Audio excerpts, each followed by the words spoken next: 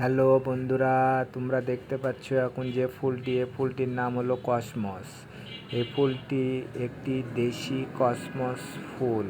এই ফুলটি দেখতে অনেকই সুন্দর এবং অনেকই পাতলা এবং একটি করে পাপড়ি হয়ে থাকে এই ফুলটি।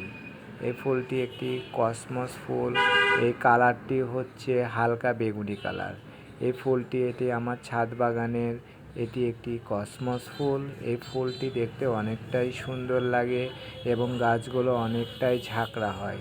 এবং তোমরা একটা জিনিস নোটিস করতে পারো, দেখো ফুলগুলো কিন্তু দোলছে, কারণ একটাই, এই ফুলগুলো খুব পাতলা হয়, এই জন্য একটু বাতাস হলেই ফুলগুলো দলে এবং দেখতে খুবই সুন্দর লাগে। হ্যাঁ, দেখতে পাচ্ছ ফুলগুলো কিন্তু লড়ছে। দেখো, তোমরা ভালো করে লক্ষ্য করো, দেখতে পাবে ফুলগুলো কিন্তু লড়ছে। লড়ার একটি মাত্র কারণ হলো গাছগুলো অনেকটাই লম্বা হয় এবং ফুলগুলো অনেকটা পাতলা হয়, এজন্য ফুলগুলো বাতাসে দলে, যা দেখতে অনেকই সুন্দর লাগে। হ্যাঁ বন্ধুরা, তোমরাও এরকম ভাবো, গাছ এই কসমস গাছটি তোমাদের বাড়ির আঙিনা অথবা ছাদ বাগানে তোমরা লাগাতে পারো। ফুল গাছটি দেখতে অনেকটাই সুন্দর লাগে এবং একটি গাছে বেশ কয়েকটি করে ফুল ধরে এবং দেখতে খুব সুন্দর লাগে।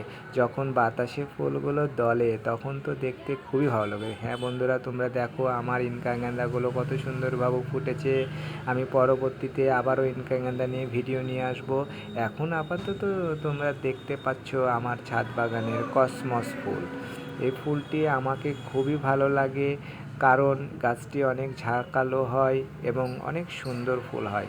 হ্যালো বন্ধুরা, বাই বাই।